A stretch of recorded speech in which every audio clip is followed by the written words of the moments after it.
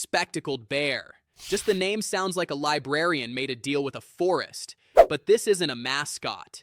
This is the only bear in South America, and it has been quietly surviving in the Andes for thousands of years, while the rest of the world pretended it didn't exist.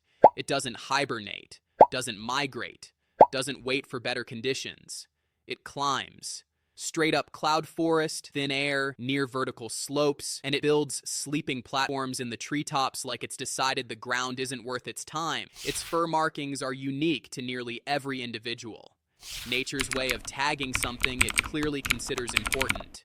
Though some bears wear almost no markings at all, as if they preferred anonymity. No database, no system. Just a face the forest remembers, even when we don't. The real story isn't the bear. It's how easy it is to lose something irreplaceable while looking the other way. And if you think quiet survival is impressive, wait until you see what happens when color becomes a survival strategy. Hyacinth Macaw.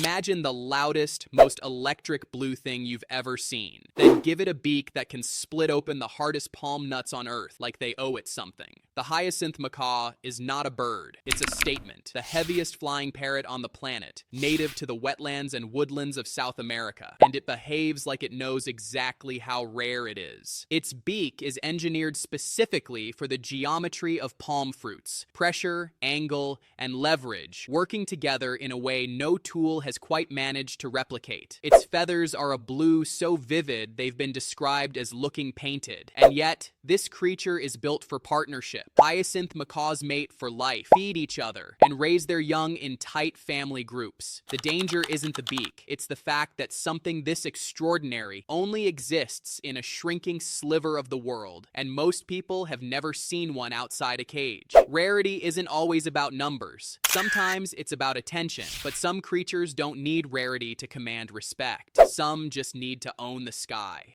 Bald eagle. Everyone thinks they know this one. They don't. The bald eagle spent most of the 20th century quietly going extinct while appearing on government seals and currency. It wasn't a symbol of strength. It was a warning nobody read. By the 1960s, pesticides had thinned its eggs so severely that entire generations were crushed before they hatched. The population collapsed. Then, slowly, it came back, not because of mythology, but because of policy, cleanup, and decades of deliberate effort. A bald eagle's wingspan typically stretches between 6 and 7.5 feet, broad enough to cast a shadow you feel before you see it. Its grip is 10 times stronger than a human hand. It can see clearly 4 times further than you, and none of that saved it. What saved it was humans deciding it was worth saving. The real power of this bird was never in its talons. It was in what happened when people finally paid attention. Some creatures, though, don't wait for anyone to pay attention. They simply refuse to follow the rules entirely.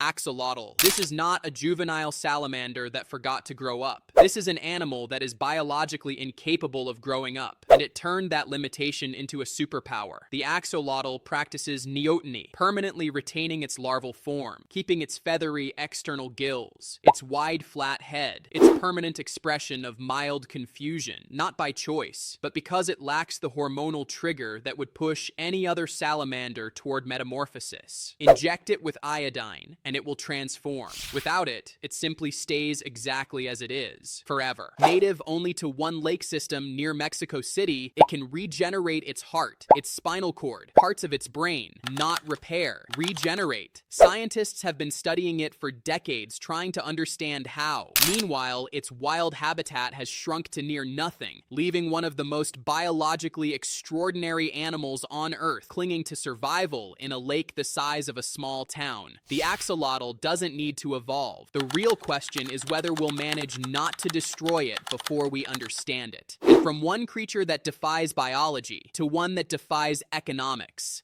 Vicuña. The vicuña produces the rarest natural fiber on Earth. Its wool is finer than cashmere, warmer than merino, and for centuries, only Incan royalty were permitted to wear it. Anyone else caught with it was executed. That's not a legend. That's the historical record. It lives at altitudes above 11,000 feet in the Andes, where oxygen is thin, and temperatures swing from burning sun to freezing wind in the same afternoon. Its heart and lungs are oversized relative to its body, body. Natural engineering for survival in a place most animals simply refuse to go. It was nearly hunted to extinction in the 20th century. Then it was protected, and it recovered. The Vicuña didn't change. The world around it did. Sometimes survival isn't about strength. It's about whether something valuable enough survives long enough for people to realize they were the problem. But not every creature waits for humans to figure it out. Some found solutions millions of years ago.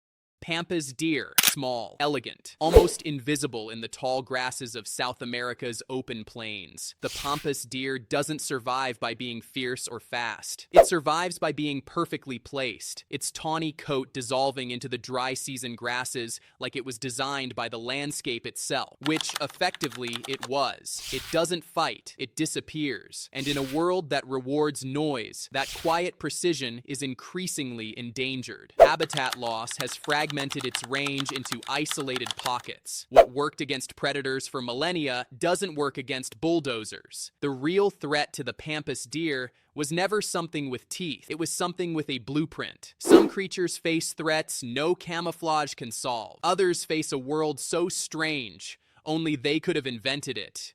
Pink River Dolphin. The Amazon River dolphin is pink, not as a coincidence, not as a quirk. As a consequence, these dolphins are aggressive, territorial, and constantly fighting. Every scar from every confrontation, accumulated over years, replaces gray skin with pale scar tissue. Add capillaries sitting close to the surface, and the result is this. The older and more battle-hardened the dolphin, the deeper and more vivid the pink. This animal doesn't age. It wears its fights. It navigates rivers so murky and tangled with roots that echolocation isn't enough. Its neck vertebrae are unfused, allowing it to turn its head 180 degrees to maneuver through flooded forests. It hunts turtles. It hunts crabs. It goes places no ocean dolphin would survive. The Amazon River dolphin didn't adapt to a strange world. It became native to one. The real wonder isn't the color. It's a mammal that chose one of Earth's most complex ecosystems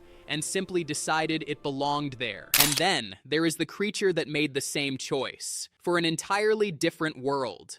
Marine Iguana. Charles Darwin called it a hideous-looking creature. He was wrong, but understandably so. Nothing about the marine iguana suggests it should exist. It's a lizard that swims in the ocean, dives into the cold currents off the Galápagos Islands to graze on underwater algae, most feeding in shallow water just a few meters down, though some push further into depths that would send most cold-blooded animals into shutdown. Then it crawls back onto volcanic rock, piles onto its neighbors for warmth, and sneezes salt from specialized glands in its nose. It shouldn't work. Cold-blooded animals aren't supposed to thrive in cold Pacific waters, and yet here it is. The only seafaring lizard on Earth, stubbornly, magnificently wrong by every biological assumption. The marine iguana didn't survive by being what nature expected. It survived by becoming something nature hadn't planned for. The Americas didn't give us creatures. They gave us arguments for paying closer attention. Every one of these animals exists at the edge of something. Extinction, biology, altitude, assumption. The edge is exactly where the most extraordinary things turn out to live. If this changes how you see the natural world, hit subscribe, leave a like, and tell me which creature from the Americas you want explained next.